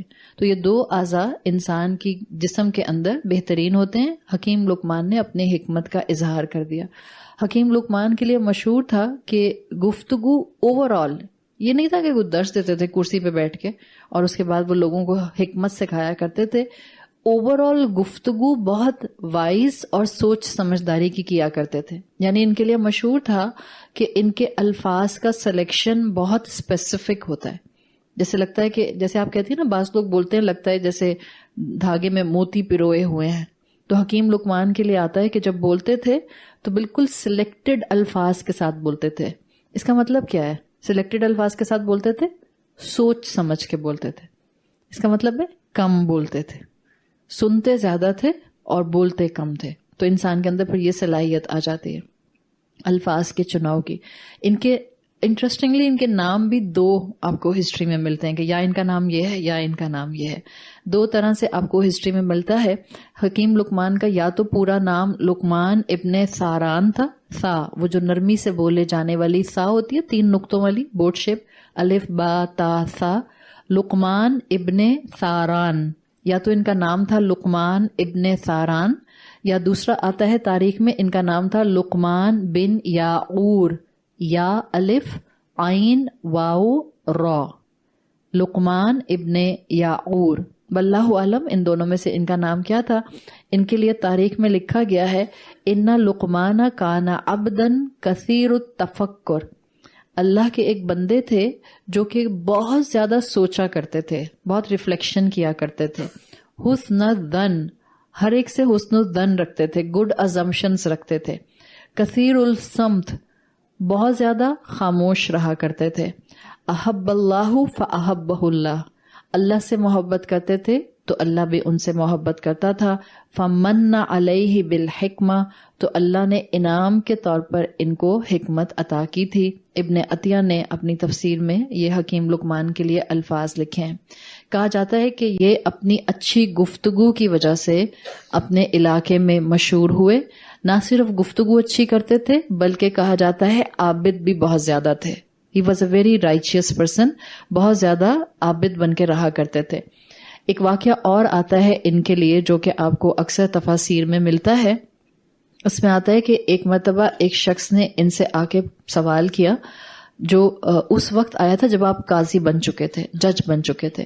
اس شخص نے آ کے ان سے سوال کیا کہ آپ ایک وقت میں بالکل غلام تھے، یعنی down trodden of the society. ظاہر ہے غلام جو وہاں ہوتے تھے ان کو کوئی رائٹس نہیں دیا کرتے تھے، اور ظاہر ہے اگر یہ پیچھے کے دور میں آپ جائیں گی تو وہاں تو غلامی جو تھی وہ بہت ہی ورسٹ پوزیشن پر تھی. تو جس انسان نے سوال کیا اس کا سوال یہ تھا کہ غلام سے اتنی کانفیڈنٹ پرسنالٹی کہ آپ کو جج بنا دیا جاتا ہے، قاضی بنا دیا گیا، تو یہ آپ نے اپنے اندر صلاحیت کیسے پیدا کی؟ یعنی پوچھنا چاہ رہا تھا کہ آپ کے اندر کانفیڈنس کہاں سے آ گیا اتنا زیادہ. تو انہوں نے 4 اس کو باتیں بتائیں یا 4 نصیحتیں کی اس شخص کو. ایک انہوں نے کہا زندگی میں ہمیشہ خدا کی قدر کرو، اللہ کی قدر کرو. دوسرا انہوں نے کہا جو کمٹمنٹس تم پر آ جائیں ان کو بہترین طریقے سے نبھاؤ، یعنی وعدہ نبھاؤ ہمیشہ. تیسرا جو کہو سچ کہو، be truthful in your speech, ہمیشہ سچ بولو. اور چوتھی چیز انہوں نے کہی ہر اس چیز کو چھوڑ دو جس سے تمہارا کوئی کنسرن نہیں ہے. آپ میں حکمت آ جائے گی، آپ میں کانفیڈنس آ جائے گا. ایک اللہ کی قدر کرو، دوسرا کمٹمنٹس وعدے نبھاؤ، تیسرا be truthful in your speech, سچ بولو، اور چوتھا by not engaging in things which does not concern you, ان چیزوں کو چھوڑ دو جس میں تمہارا کوئی کنسرن نہیں ہے. ما لا یعنی، اللہ کے رسول صلی اللہ علیہ وسلم کی حدیث میں بھی الفاظ آتے ہیں من حسن الاسلام المرء، ایک انسان کے اسلام کی خوبصورتی کیا ہے؟ ترکہ ما لا یعنی، کہ وہ اس چیز کو چھوڑ دے جس کا اس سے کوئی تعلق نہیں ہے. اور ہم ہر ایک کے معاملے میں ناک گھساتے ہیں. آپ کب اٹھتی ہیں، آپ کب سوتی ہیں، آپ کے کتنے بچے ہیں، اس کو ناک گھسانا ہی کہتے ہیں. جس چیز کا آپ سے تعلق نہیں ہے اس کو چھوڑ دیں.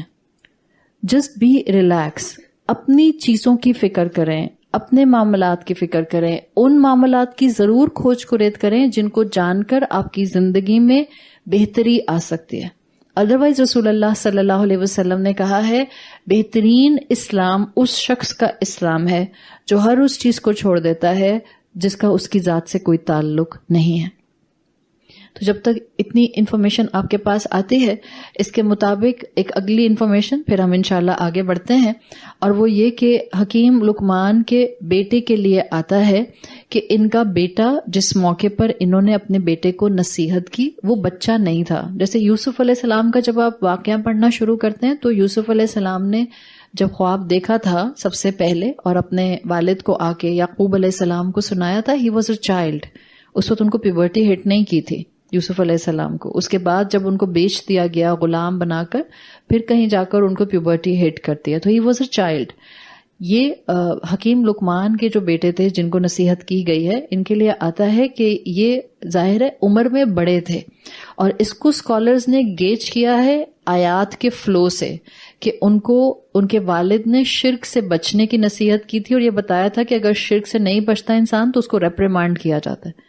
اس سے انہوں نے گیج کیا کہ پیوبرٹی ہٹ کر چکے تھے، اس لیے کہ پیوبرٹی ہٹ کرنے سے پہلے انسان کی بک آف ڈیڈ نہیں کھلتی ہے، یعنی بچوں سے گناہ نہیں ہوتا ہے. جس بچے کو بھی پیوبرٹی ہٹ نہیں کی ہے، اگر اس سے غلطیاں ہو رہی ہیں، جیسے بچے کو خدا نخواستہ جھوٹ بولنے کی عادت ہو گئی ہے، تو وہ بچہ گناہ گار نہیں ہو رہا ہے. اس کی ماں کو، اس کے باپ کو چاہیے کہ اس کی تربیت کرے، اس کے گناہ کی عادت کو چھڑائے، لیکن جب تک آپ کو پیوبرٹی ہٹ نہیں کرتی، آپ کی بک آف ڈیڈ نہیں کھلتی. نہ آپ کی نماز فرض ہوتی ہے، نہ آپ کا روزہ فرض ہوتا ہے.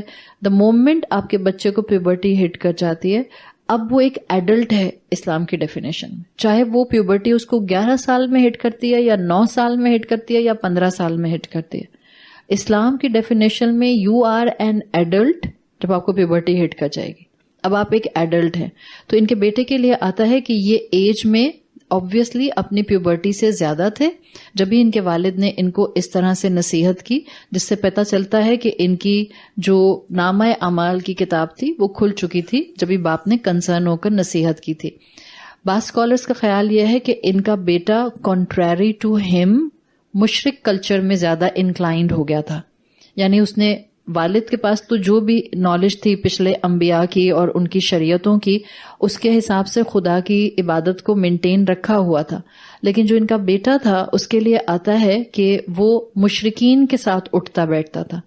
اور دونوں آراء آتی ہیں تفاسیر کے اندر. بعض اسکالرس کے نزدیک وہ اپنے والد کی نصیحتوں سے مسلمان ہو گیا تھا، یعنی اپنے والد کے دین پر آ گیا تھا. بعض اسکالرس کی ایکسپلینیشنز کے نزدیک اس نے آخری وقت تک اپنے آپ کو اسی چیز میں انوالو کر کے رکھا تھا. تو آیت نمبر جو 12 ہے یہ شروع ہوتی ہے. آیت نمبر 12 کے اندر آپ کو جو ملتا ہے اس کے الفاظ آتے ہیں وَلَقَدْ آتَيْنَا لُقْمَانَ الْحِكْمَةَ، یقیناً ہم نے لقمان کو حکمت عطا کی، أَنِشْكُرْ لِلَّهِ، کہ اللہ کا شکر ادا کرو، وَمَن يَشْكُرْ، اور جو شکر ادا کرتا ہے، فَإِنَّمَا يَشْكُرُ لِنَفْسِهِ، وہ اپنے لیے شکر کرتا ہے، وَمَن كَفَرَ، اور جو انکار کرتا ہے یا ناشکری کرتا ہے، فَإِنَّ اللَّهَ غَنِيٌّ حَمِيدٌ، تو اللہ تعالیٰ یقیناً غنی ہے، سیلف سفیشینٹ ہے اور قابل تعریف ہے، حمید ہے، اس کو کسی اور چیز کی گنجائش، ضرورت، حاجت نہیں ہے. وَلَقَدْ آتَيْنَا لقمان الحکمت، پہلا ہم فریز اٹھا کر اس کو سمجھتے ہیں. اللہ تعالیٰ نے کہا کہ اللہ نے لقمان کو حکمت عطا کی تھی. آتینا یہاں پر القاء کے مفہوم میں ہے. القاء کا لفظ سنیں، القاء کر دینا، الہام کر دینا، ٹھیک ہے. اگر آپ حکیم لقمان کو نبی نہیں لیتے ہیں تو اس سے یہ پتہ چلتا ہے کہ یہ اللہ تعالیٰ کی طرف سے وہ انٹیوشن تھی جو غیر نبی کو بھی کی جاتی ہے. مثال کے طور پہ قرآن 2 واقعات مینشن کرتا ہے جہاں پر اسی القاء کرنے کا ذکر آتا ہے، 2 اور پرسنالٹیز کے ریفرنس میں جو غیر نبی ہیں اور ان پر القاء کیا گیا ہے. ایک تو ہے مریم علیہ السلام، جاری بتا وہ نبی نہیں تھیں، اللہ کی نیک بندی تھیں، تو اللہ نے ان پر القاء کیا تھا. دوسرا قرآن میں موسیٰ علیہ السلام کی والدہ کا ذکر آتا ہے. اللہ تعالیٰ نے موسیٰ علیہ السلام کی والدہ کے دل میں ڈال دیا، القاء کر دیا، الہام کر دیا کہ وہ اس پالیسی سے جس میں فرعون اس سال تمام بنی اسرائیلیوں کے لڑکوں کو مرڈر کر رہا تھا، اس پالیسی سے اپنے بچے کو بچانے کے لیے اس کو ٹوکری میں ڈال کر دریا میں بہا دیں. یہ اللہ تعالیٰ نے ان کے دل میں القاء کیا تھا، الہام کیا تھا. تو وہی جو ہوتی ہے وہ صرف انبیاء رسولوں کو دی جاتی ہے، اور جو جنرل القاء یا الہام ہوتا ہے یہ غیر نبی کو بھی ہو سکتا ہے. صحیح، آپ کے دل میں اللہ تعالیٰ ایک بات ڈال دیتے ہیں، آپ کے دل، آپ کہتے ہیں کہ بس اللہ نے میرے دل میں ڈال دیا، مجھے نہیں پتا کہاں سے آ گئی، اللہ نے ڈالا اور میں نے کر لی. تو یہ القاء جو ہے کسی بھی اچھی بات کی موٹیویشن، اٹس ناٹ لائک کہ خدا نہ خواستہ کوئی کہے کہ مجھے تو گناہ کرنے کی موٹیویشن الہام ہوا تھا اللہ کی طرف سے. You can't blame like this. القاء ہمیشہ کسی اچھی چیز کا ہوگا تو اللہ کی طرف سے ہوتا ہے. اسی چیز کو یہاں مینشن کیا گیا ہے کہ اللہ نے القاء کیا تھا. آتینا القاء کے مفہوم میں آتا ہے لقمان میں حکمت کو. حکمت وہی لفظ ہے جو آپ پیچھے کتاب حکیم میں پڑھ کر آ گئی ہیں. آپ اللہ کا حکیم ہونا پڑھ آئیں, آپ کو محسن کا حکمت والا ہونا بتا دیا, اور اب آپ کو ایک ریئل لائف انسان نظر آ رہا ہے جس نے تاریخ میں حکمت کے ساتھ زندگی گزاری تھی. حکمت کا مطلب حکم بھی ہے, حکمت کا مطلب احکامات بھی ہیں, حکمت کا مطلب محکم ہونا بھی ہے. یہی 3 ایلیمنٹس آپ کو بتائے تھے.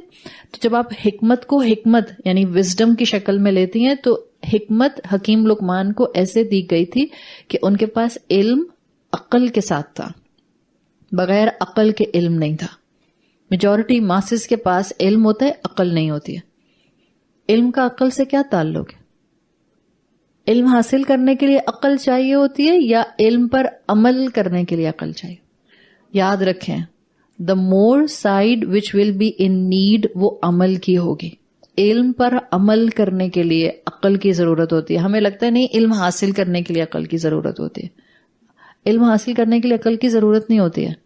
آپ سے زیادہ تو پھر ٹرینڈ ہو سکتا ہے بندر ہو, برا نہیں منائیے گا. بندر ٹرین ہو جاتا ہے, وہ ڈگڈگی بجاتا ہے اس کا مالک, اور وہ جیسا کہتا ہے وہ ویسا ہی کرتا ہے. صحیح ہے. بندر باقی جانوروں کے مقابلے میں زیادہ انٹلیکٹ رکھتے ہیں, لیکن انسان کے مقابلے میں کم انٹلیکٹ رکھتے ہیں. آپ کو عمل میں کنورٹ کرنے کے لیے علم کے زیادہ عقل درکار ہوتی ہے. حکیم لقمان میں حکمت تھی. حکیم لقمان نے جو ان کے وقت کے رب کے دیے احکامات تھے ان کو بہترین طریقے سے اپنایا. تو حکیم لقمان کی پرسنالٹی میں سمٹری تھی, اس کا محکم ہونا تھا. جو انسان بھی رب کی شریعت کو اپنانا شروع کر دیتا ہے اس کی شخصیت میں سمٹری آنے لگ جاتی ہے, اس کی شخصیت میں سٹیبلٹی آنے لگ جاتی ہے. اور یہی چیز آج بہت کم ہے. حکمت کے پہلو سے دیکھیں تو آج یہ چیز بہت کم ہے. علم بہت ہے لوگوں کے پاس, لیکن بہت دکھ ہوتا ہے جب ایون شاگرد استاد کی بات کو اپنے لحاظ سے لیتے ہیں. جیسے استاد سمجھا رہا ہوتا ہے ویسے نہیں لے رہے ہوتے. محسوس کیا آپ نے کبھی؟ یہ بھی اس کا مطلب کیا ہے, آپ کو علم سے حکمت نہیں آ رہی, آپ کو علم سے صرف انفارمیشن آ رہی ہے. استاد کچھ سمجھانا چاہ رہا ہے, سمجھنے والا کچھ اور سمجھ رہا ہے. حالانکہ استاد آپ کو بول کے سمجھا رہا ہے. استاد آپ کو یہ نہیں کہہ رہا کہ اب آپ میں بیٹھا ہوں میری وائب سے خود ہی سمجھ جائیں, وائبز ہیں بس میری, میں کیا کہنا چاہ رہا ہوں. ایسی بھی کوئی کہانی نہیں ہے. استاد بول کر آپ کو بتا رہا ہے کہ میں کیا چاہتا ہوں, اور اس کے بعد بھی شاگرد کو وہ سمجھ نہیں آتا, اس کو اپنا ہی کچھ سمجھ آتا ہے. اس کا مطلب ہے وہ استاد سے حکمت نہیں اٹھا پا رہا. حکیم لقمان کی حکمت کو امام الطبری نے 3 اینگلز میں اپنی تفسیر میں مینشن کیا ہے. وہ کہتے ہیں حکیم لقمان کی حکمت کے 3 پہلو تھے. نمبر 1, اپنے دور کے لحاظ سے اللہ تعالیٰ نے ان کو جو بھی اس وقت کی انفارمیشن تھی اس میں عبادت کے پہلو سے فقہ الدین دیا ہوا تھا. یعنی وہ اپنے وقت کے بہترین مسلمان تھے. جتنا علم تھا اس کو بہترین انڈرسٹینڈنگ کے ساتھ عمل میں لاتے تھے. تو نمبر 1 ہے فقہ الدین, انڈرسٹینڈنگ آف دین, دین کا فقہ. نمبر 1 پہلو. جب دین کا فقہ ٹھیک ہوتا ہے یا دین کی انڈرسٹینڈنگ ٹھیک ہوتی ہے تو ہمیشہ انسان عبادت درست کرتا ہے. صحیح, یہ ایک پہلو. دوسری چیز امام الطبری لکھتے ہیں کہ حکیم لقمان کے پاس جو علم تھا ان کی حکمت اس طرح نظر آتی تھی کہ اس کو عقل کے ساتھ استعمال کرتے تھے.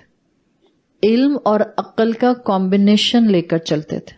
حکیم لقمان کی حکمت کا دوسرا پہلو, پہلا نظر آیا عبادت کی پراپر مینجمنٹ کے ساتھ, دوسرا نظر آیا علم کا پراپر عقل کے ساتھ استعمال کر کے کمبینیشن بنانا, اور تیسرا ان کی صفت لکھتے ہیں امام الطبری اصابہ فی القول. اصابہ حمزہ صاد الف با, اصابہ بالقول. اصابہ کہتے ہیں ٹو اسٹرائک اے ٹارگیٹ. مصیبت اسی سے بنا ہے, اصابہ یوسیبو سے مصیبہ بنا ہے, ٹو اسٹرائک اے ٹارگیٹ.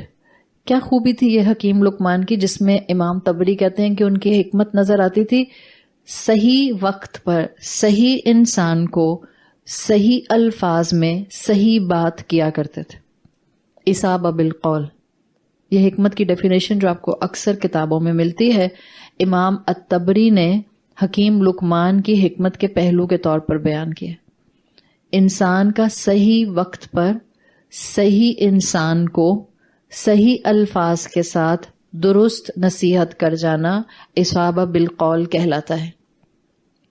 یعنی حکمت آپ کو علم کا استعمال بھی سکھاتی ہے، اعمال کو پرائرٹائز کرنا بھی سکھاتی ہے، اور آپ کے اندر درست وقت کے استعمال کی صلاحیت بھی لے آتے ہیں.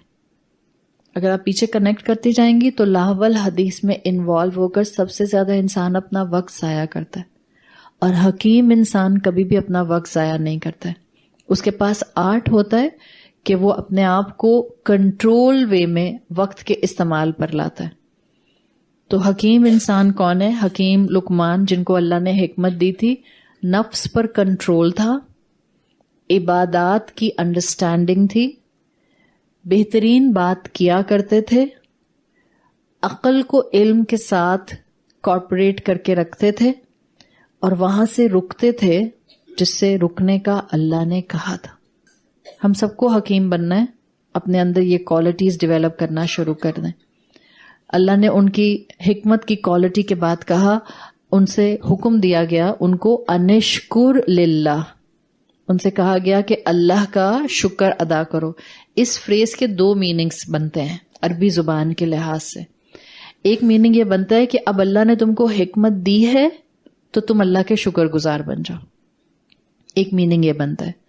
دوسرا میننگ اسکالرز نے کیا ہے کہ کیونکہ وہ بہت شکر گزار تھے، انشکر للہ، کیونکہ وہ اللہ کے لیے ایک بہت ہی زیادہ شکر کرنے والے انسان تھے، تو اللہ تعالیٰ نے ان کو حکمت کی نعمت عطا کی. اس ڈیفینیشن کے اعتبار سے اسکالرز کہتے ہیں کہ اگر انسان کو اپنی حکمت دیکھنی ہے کہ آپ میں ہے یا نہیں، تو آپ دیکھ لیں کہ آپ کتنا شکر ادا کرتے ہیں. آپ کی زبان کتنا اللہ کے سامنے ہمیشہ الحمدللہ کے ساتھ ہوتی ہے. جو شکر کرنے والا ہوتا ہے نا، وہ شکوہ کرنے والا نہیں ہوتا. ایسا نہیں ہو سکتا کہ آپ یہاں بیٹھ کے بہت شاکر ہو جائیں، گھر جا کے آپ شکوہ کرنے والی ہو جائیں. ایسا ہو نہیں سکتا. اگر آپ جینوئنلی شکر گزار ہیں، آپ سب جگہ شکر گزار ہیں. اور آپ شاکر بننا تو بالکل بیسک سٹیج ہوتی ہے. دو سٹیج ہیں عربی زبان میں، ایک ہے شاکر ہونا، شاکرن، اور ایک ہے شکورن. دو الگ الگ الفاظ ہیں. اللہ کے رسول صلی اللہ علیہ وسلم دعا کیا کرتے تھے، اللہم جعلنی شکورن، اللہ مجھے شکور بنا دے. فرق ہے دونوں میں. شاکر وہ ہے جو بھلائی ملنے پر الحمدللہ بولتا ہے. شکور وہ ہے جو ہر حال میں الحمدللہ بولتا ہے. چاہے کچھ چھن جائے، چاہے کچھ چلا جائے، چاہے کوئی تکلیف آ جائے، چاہے کوئی مصیبت آ جائے، شکور انسان کی زبان سے صرف الحمدللہ نکلتا ہے. اور یہ وہ صلاحیت ہوتی ہے جس سے پھر انسان کے اندر حکمت آنا شروع ہو جاتی ہے.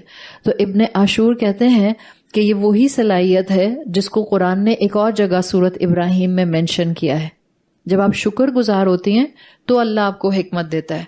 کیسے؟ لَإِن شَكَرْتُمْ لَأَزِيدَنَّكُمْ، اگر تم شکر گزار ہوگے، لَأَزِيدَنَّكُمْ، اللہ نے کہا ہے، انتہائی تاکید کا اسلوب ہے. لَأَزِيدَنَّكُمْ، میں ضرور بالضرور یقیناً تم کو بہت زیادہ دوں گا. کیا؟ لَإِن شَكَرْتُمْ لَأَزِيدَنَّكُمْ، اگر تم شکر کرو گے میں تم کو بہت زیادہ بہت زیادہ بہت زیادہ دوں گا. کیا؟ کوئی ایک چیز نہیں. اگر اللہ تعالیٰ کہہ دیتے لَأَزِيدَنَّكُمْ عِلْمًا، میں تم کو علم بہت زیادہ دوں گا، تو بات چھوٹی، کنفائنڈ، فکس ہو جاتی. اللہ نے کہا ہے تم شکر گزار بنو، جو بھی خیر ہوگا، وٹ ایور ول بی خیر for you, he will keep on giving you, keep on giving you, keep on giving you. یہ ہے قرآن کی آیت کا مطلب. جہاں آبجیکٹ نہیں آتا وہاں مفہوم براڈ ہو جاتا ہے. اللہ نے آبجیکٹ نہیں دیا، حالانکہ دعا میں آتا ہے موسیٰ علیہ السلام کی، ربی زدنی علما، اللہ علم میں بڑھا دے. وہاں آپ دعا کرتے ہیں، وہاں پہ آپ رزق کے بڑھنے کی بات نہیں کریں کہ کھانا بڑھ جائے، حسن بڑھ جائے، عقل بڑھ جائے. وہاں صرف بات ہو رہی ہے علم بڑھا دے. وہاں اسپیسیفک ہے، آبجیکٹ باؤنڈ ہے. سورت ابراہیم کی آیت میں آبجیکٹ باؤنڈ نہیں ہے. لَإِن شَكَرْتُمْ، جملہ شرطیہ، اگر تم شکر کرو گے، لَأَزِيدَنَّكُمْ، تو میں ضرور بالضرور یقیناً تمہیں ہر خیر کے پہلو میں بڑھا دوں گا. وہ آپ کو برکت دے دے گا. تو جتنا زبان سے شکر کر سکتے ہیں، شکر اڈاپٹ کریں. آپ دیکھیں گے انشاءاللہ کہ شکر سے آپ کے اندر حکمت آنا شروع ہو جائے گی. اللہ کے رسول صلی اللہ علیہ وسلم کی حدیث آتی ہے جس کے الفاظ آتے ہیں الطائم الشاکر بمنزلۃ الصابر. شکر ادا کر کے کھانے والا صبر کرنے والے کے برابر کے درجے پر آ جاتا ہے. مثال کے طور پر، یہ فرض روزے کی بات نہیں ہے، میں مثال جو دے رہی ہوں، مثال کے طور پر نفلی روزوں کی بات ہے. ایک آپ ہیں اور ایک آپ کی فرینڈ ہے. آپ روزہ نہیں رکھتی ہیں لیکن آپ کی فرینڈ ہر منڈے کے منڈے روزہ رکھتی ہے، تو اس کا مطلب ہے کہ اللہ نے اس کو منزلۃ الصابر پر رکھا ہے، اجر کما رہی ہے روزہ رکھ کے، نفلی روزہ. آپ روزہ نہیں رکھتی ہیں لیکن اس حدیث کے مطابق آپ نہایت شکر گزار ہیں. کھانا کھاتی ہیں تو ہر لمحے شروع کرنے سے لے کر اس کو مکمل کرنے تک آپ شکر کے پہلو سے کمپلیٹلی ڈرینچ ہوتے ہیں. آپ ہر نوالے پر شکر کرتے ہیں. تو آپ کی منزل وہی ہے جو اللہ کے رسول صلی اللہ علیہ وسلم نے یہاں ایک صبر کر کے روزہ رکھنے والے کی منزل بتائی ہے. یہاں ہم رمضان کے روزوں کی بات نہیں کر رہے، میں نے بتا دیا. الطائم الشاکر بمنزلۃ الصابر، اس کا اپلیکیشن ہوتا ہے نفلی روزوں کو سمجھانے کے لیے کہ اگر آپ شکر گزاری کے ساتھ کھانا بھی کھائیں گی نا تو اللہ کو آپ کی شکر گزاری پسند آئے گی. سو پہلا پہلو میں نے آپ کو سکھایا ہے حکمت کا. اگر حکمت اپنے اندر لے کر آنی ہے، شکوہ شکایتیں چھوڑ دیں اور شکر کرنے والی بن جائیں. جو اللہ کا شکر کرتا ہے وہ لوگوں کا شکر کرتا ہے، جو اللہ کا شکر نہیں کرتا وہ لوگوں کا شکر نہیں کرتا. So it will go hand in hand, ایک دوسرے کے ساتھ ساتھ کانسٹنٹلی. آج سے اپنے گھر والوں میں اپنے ماں باپ کا شکر ادا کرنے والے بن جائیں. لیو دس سینٹینس، آپ نے تو کبھی میرے لیے کچھ کیا ہی نہیں. دس از اے فیوریٹ سینٹینس. آپ نے کچھ بھی نہیں کیا کبھی بھی، آپ نے میرے لیے کبھی میری بات ماننے کے لیے کچھ نہیں کیا. And same is the case with the wives. صرف بچوں کو نہیں ڈانٹنا، سب جا کے امائیں بتائیں گی بیٹا ناشکری چھوڑ دو، بہت ناشکری کرتے ہو، میں سن کے آ گئی ہوں. ہم اپنے لیے بھی سن کے جائیں، اپنے شوہروں کو کہنا چھوڑ دیں آپ کو تو میرا احساس ہی نہیں ہوتا کبھی بھی. یہ جو بھی آپ اس کرسی پہ براجمان ہیں 1.25 گھنٹے سے، وہ آپ کے شوہر نے ہی آپ کو الحمدللہ اس وقت اس طرف اس ڈائریکشن میں اللہ کی توفیق سے بھیجا ہوا ہے. تو be thankful for the people. اللہ کے ساتھ شاکر انسان لوگوں کے ساتھ شاکر بننے کی صلاحیت میں ضرور آتا ہے. جب آپ اس کیپیسٹی کے ساتھ ہوتے ہیں اللہ آپ کو حکمت عطا کرنا شروع کر دیتا ہے. اللہ تعالیٰ ہمیں بہترین طریقے سے قرآن کے علم سے حکمت سمیٹنے والا بنا دے.